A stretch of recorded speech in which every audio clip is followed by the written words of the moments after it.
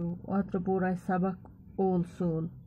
आज पढ़न अमुक ूरम हिस्स मास्टर जी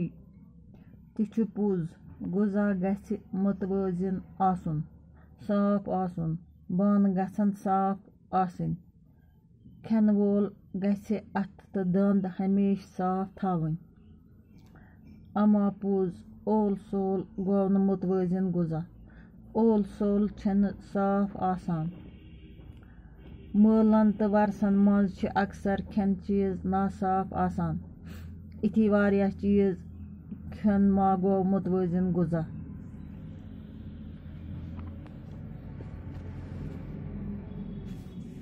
अदनान सर तेल क्या गो मुतवाजिन गुजा मास्टर जी मुनासिब मिकदारस मज अके साथ कह साफ तो शूज चीज खेन मिसाल सुबह जन खेन कह चन चाय प्यालहन च माच रचना तो सिवित ठुलहना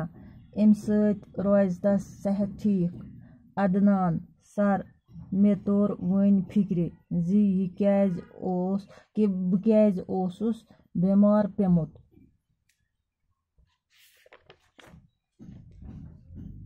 मास्टर जी ति पोज गुजा गछ मुतवाजिन आसुन मास्टर जी क्या वनान दपान ति पोज मुतवाजिन गुजा गछ आसुन मुतवाजिन गुजा गछ आसुन ताकती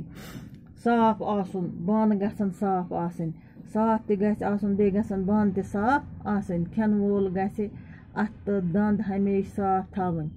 गुजा खेन गछ इंसान थावन अथ ते साफ तो दंद ते साफ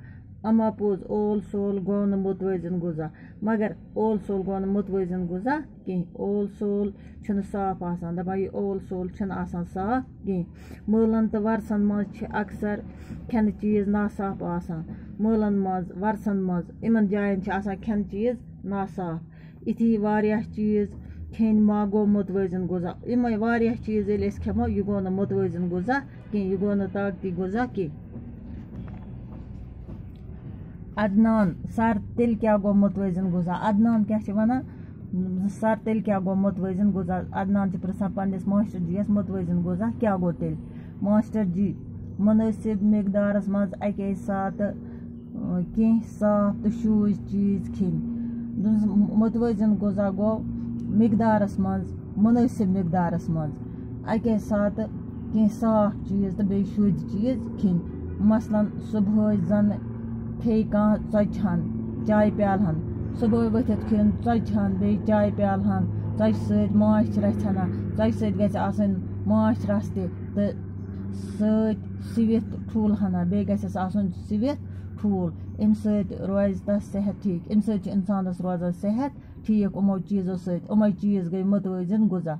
अदनान सर मे तोर वन फिक्र ज बह क्या ओसुस बीमार पेमुत अदनान वनान सर मे तोर वह फिक्र कि बह क्या ओसुस पेमुत बीमार बह ओसुस इमे ये ओल सोल खेन सतन पेमुत बीमार मैं ना चीज साफ खेन सत ओसुस बह पेमुत बीमार बाकी वसलाम।